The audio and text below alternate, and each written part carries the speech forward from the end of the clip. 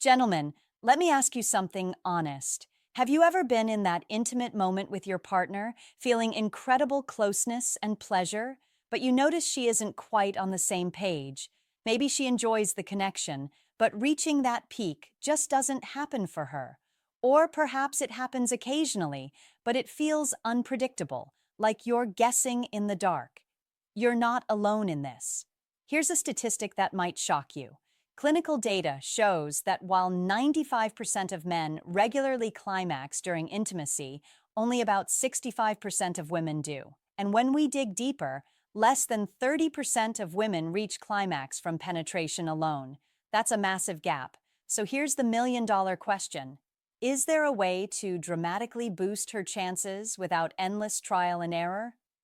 I'm Dr. Lila Romano, a board-certified urologist, and I've been working in men's health and sexual wellness for over a decade. I've seen firsthand how these conversations, though vulnerable, can completely revitalize a relationship. When a woman struggles to reach that peak consistently, it doesn't just affect her, it affects your confidence too. Frustration builds on both sides, and sometimes couples simply accept that this is just how things are.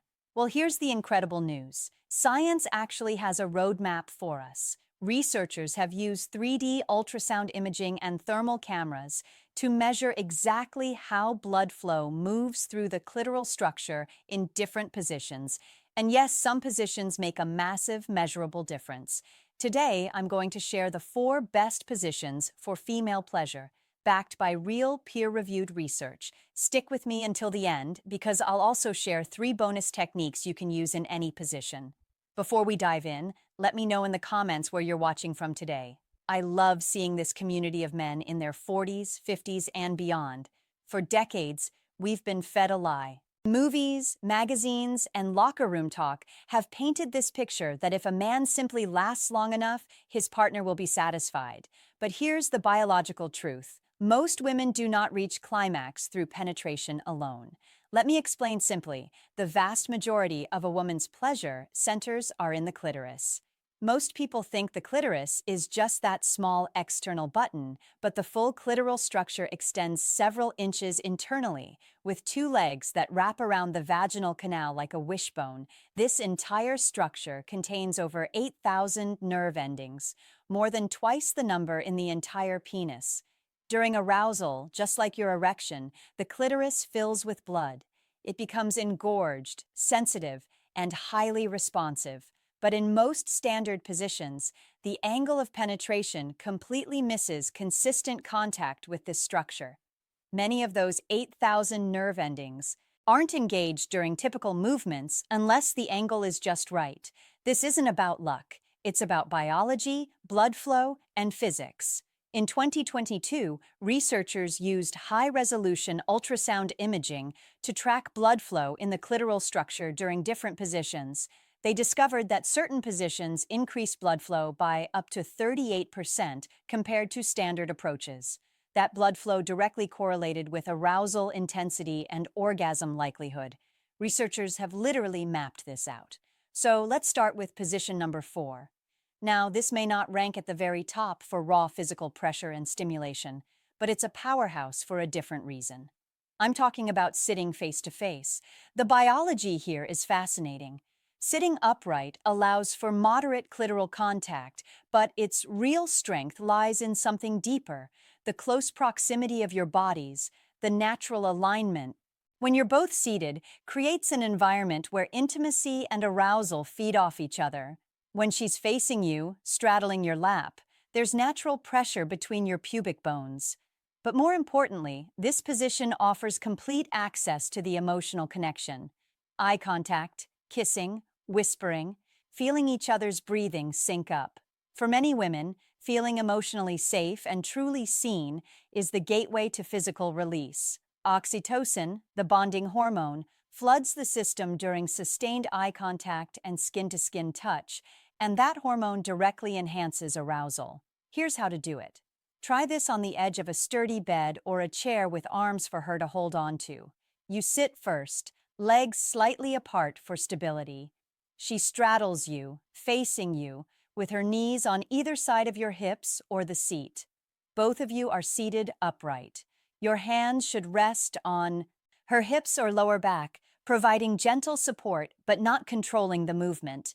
Let her set the rhythm.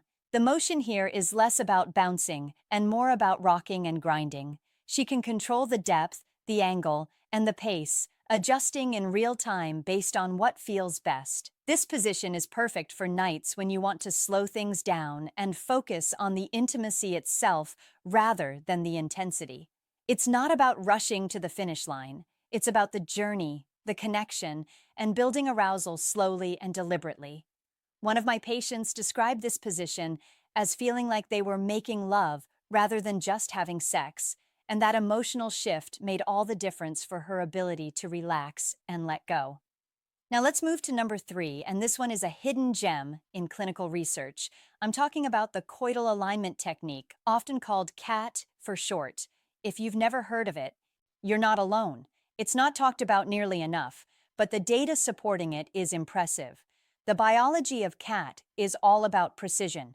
This is a modified version of missionary, but instead of the traditional in and out thrusting, both partners shift their bodies slightly higher so that the base of the penis or the pubic bone maintains constant, sliding pressure against the clitoris. It's less about thrusting and far more about grinding in a synchronized rhythm. Think of it like a slow, intimate dance where both of you are moving together in perfect sync. What makes this so effective is the continuous stimulation. In standard missionary, contact with the clitoris is often intermittent, coming and going with each thrust. But with CAT, the pressure is steady and sustained. A 2015 study found that women reported significantly higher arousal and satisfaction with this grinding technique compared to traditional thrusting because the stimulation never stops. It builds progressively rather than in waves. Emotionally, this position creates a profound sense of partnership. It removes performance anxiety because it's not about how hard or how fast you thrust. It's about finding a rhythm together, moving as one unit. Both of you are equally active, equally engaged. There's no pressure to perform a certain way. You're simply syncing up. Here's how to do it. Start with the standard missionary position. Then shift your entire body upward about 2 to 3 inches so your chest is closer to her face and your hips are aligned higher than usual. Instead of thrusting in and out, you're going to rock your body forward and backward, maintaining full contact with her pelvic area. Your pubic bone should be pressing and sliding against her clitoral area with every movement. She tilts her pelvis upward to meet you, and together you find this rocking, grinding motion that feels almost like slow dancing horizontally. I'll be honest with you, this takes a little practice to find the sync. It might feel awkward the first time or two. Don't be afraid to laugh, adjust, communicate. But once you find that rhythm, once you lock into it, the stimulation becomes incredibly steady and intense. Many couples tell me that after they master CAT, it becomes one of their most reliable techniques. Now we're moving into the top 2, and these are the positions with the strongest research backing. I'm talking about the missionary with a pillow. Standard missionary is familiar, comfortable, intimate. But here's the problem. The angle often isn't optimal for clitoral stimulation. That's where this simple adjustment changes everything. The biology here is pure physics. Placing a firm pillow or folded towel under her hips tilts the pelvis upward at about a 15 to 20 degree angle. Ultrasound imaging studies have confirmed that this simple tilt aligns your bodies so that natural movement provides far more direct clitoral stimulation. Instead of your movements creating friction mostly along the vaginal canal, that upward tilt brings your pubic bone into consistent contact with her clitoral area with every motion. A study out of UCLA found that women reported approximately 30% improvement in sensation and satisfaction with this single adjustment, 30%, from a pillow. It also increases blood flow to the anterior vaginal wall, which is where the G-spot is located, adding another layer of stimulation. Emotionally, this position preserves everything you love about missionary. the deep face-to-face intimacy, the ability to kiss her, maintain eye contact, whisper to her. You're solving the physical angle problem without losing any of that closeness. And when she realizes you made this small adjustment specifically for her pleasure, it builds trust and emotional safety. Here's exactly how to do it. Use a firm pillow, not one of those soft, fluffy ones that compress flat. You can also use a folded towel or even a small wedge pillow designed specifically for this purpose. Place it under her hips and lower back, not her upper back. Her pelvis should tilt upward so her knees can fall open a bit wider. Then, move into the standard missionary position on top. The key difference now is your angle. Focus on forward pressure rather than just depth. Angle your pelvis slightly downward as you move to increase that contact with her clitoral area. Her legs can wrap around your waist or stay bent with feet flat on the bed, whatever feels most comfortable. One pro tip: keep that pillow nearby. Don't make a production of it. Just integrate it naturally into your routine. Over time, it becomes second nature, and the improvement in her experience will be undeniable. You can also experiment with the height. Some couples find that a thicker pillow or even stacking two works better based on your body proportions. Don't be afraid to adjust and find what works best for your unique bodies. And now, we've arrived at number 1. According to the research, this is the gold standard. I'm talking about women on top, face to face.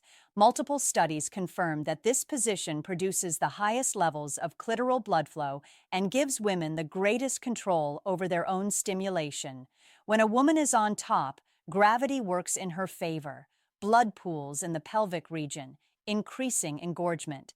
She has complete control over 3 critical variables: angle, depth, and rhythm.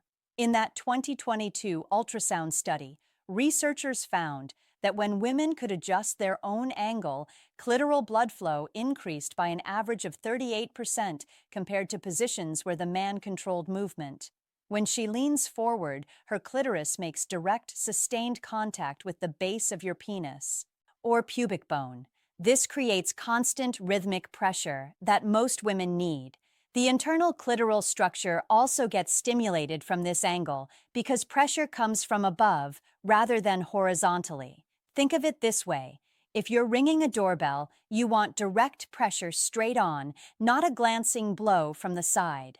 Optimal angle equals optimal stimulation. Beyond physical mechanics, this creates a powerful psychological shift. She's in the driver's seat. She doesn't have to hope you find the right spot.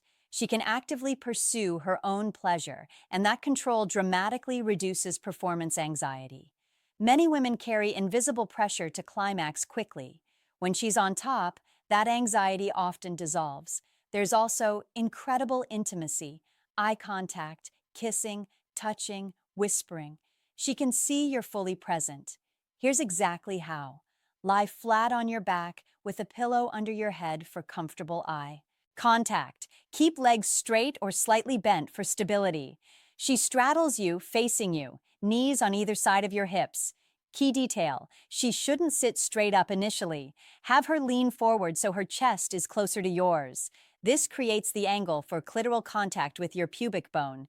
Your hands rest on her hips for gentle support, not control. Let her set the rhythm completely. She might start with rocking or grinding rather than bouncing, and that's exactly right. That grinding maintains constant clitoral contact, which builds arousal most effectively. Encourage her to experiment with angles. Leaning forward versus sitting upright completely changes where stimulation hits. Every woman's anatomy is slightly different. As she finds her rhythm, provide gentle upward pressure with your hips, not thrusting, just subtle lifts that meet her movement. Think synchronized support. Here's a pro tip. If she wants more leverage, have her place hands on your chest or hold the headboard. If thighs get tired, she can shift to squatting with feet flat instead of kneeling. If she's not getting enough clitoral contact, try placing a pillow under your hips. And avoid thrusting upward forcefully. This disrupts her rhythm and reduces the contact she's maintaining. Communication here is natural. You can say, "What feels best, leaning forward or sitting up more?" Or, "Show me the pace you want." Watch her body language. If breathing deepens, eyes close, or she increases pace, she's found the right spot. Your job is to stay present and let her lead. Now, no matter which position you choose, I want to give you 3 bonus techniques that work universally. Technique 1, the angle adjustment. Research shows even a half-inch shift in hip positioning can increase clitoral contact by 20 to 30%. In any position, try tilting your pelvis slightly upward. If you're on top, engage your lower abs and tilt your hips so your pubic bone aims higher. It's subtle, but changes the angle completely. You can also try angling left or right. Every woman's anatomy is positioned differently. Think of it like fine-tuning a radio station. Technique 2, the shallow focus. Deeper isn't better. The first 2 to 3 inches of the vaginal canal contain the highest concentration of nerve endings.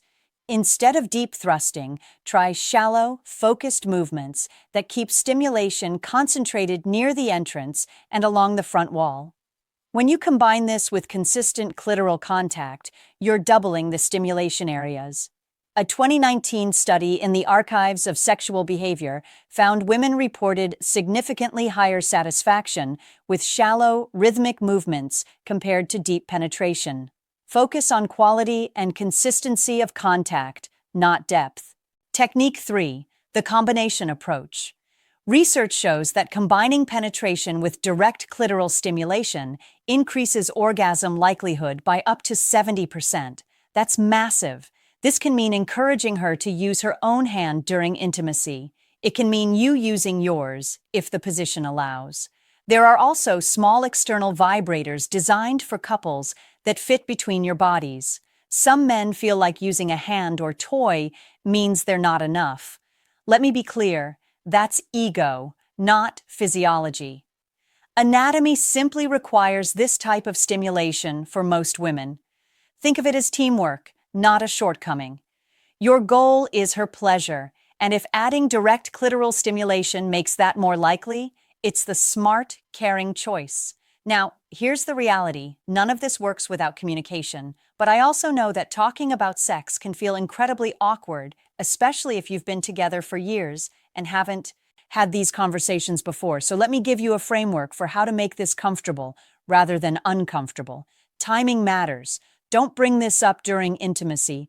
Choose a relaxed time when you're both calm, maybe after dinner, during a walk, or winding down before bed. You might say, "I've been learning about ways we could make our time together even better. Would you be open to trying some new things?" Frame it as exploration, not fixing a problem. During intimacy, keep communication simple and encouraging. Ask, "Does this feel good?" Or, "More like this," or "Should I adjust?" Or, "Show me what pace you like." Watch her body language. Breathing changes, muscle tension, sounds she makes, all give feedback. Some couples use a casual 1 to 10 scale where she can say that's an 8, or try adjusting, that's a 6. This makes feedback collaborative. And finally, normalize the fact that this is a learning process. Say something early on like, "We're experimenting together. It might take a few tries to figure out what works best for us." This removes the pressure for everything to be perfect the first time. Now, let me also give you realistic expectations about the timeline, because I don't want you to think this is going to be an overnight transformation. The first time you try one of these positions might feel awkward. You're learning new movements and angles. That's normal. Don't expect perfection. Expect exploration. In weeks 1 and 2, you'll start noticing which positions feel most natural for both of you. This is data gathering. In weeks 3 and 4, the breakthrough usually happens. Movements feel more natural. She's learned to guide the angle and rhythm. You've learned to read her signals. Communication becomes easier. By 2 to 3 months, most couples report significant improvements, not just orgasm, frequency, but overall satisfaction and connection. The anxiety gets replaced by confidence and playfulness. One patient told me, "It stopped feeling like a test and started feeling like an adventure we were on together." Here are a few important warnings. Some positions can be challenging if either partner has knee pain, hip flexibility issues, or lower back problems. Listen to your body and make adjustments. Pleasure should never come with pain. Certain medications can affect arousal, particularly antidepressants and blood pressure medications. If you've tried these techniques consistently for several months with persistent difficulty, see a doctor to rule out underlying issues like hormonal imbalances or pelvic floor dysfunction. And emotional safety is foundational. If there's significant anxiety, unresolved conflict, or lack of trust, these physical techniques won't work. Physical and emotional intimacy are deeply interconnected. So, gentlemen, here's my challenge to you. Try just one of these adjustments this week. Pick the position that sounds most appealing or least intimidating and give it an honest try. Which one are you most curious to experiment with? Let me know in the comments below. I read every single one, and I love hearing how these techniques work for real people in real relationships. I'm Dr. Lila Romano, and I'll see you in the next video.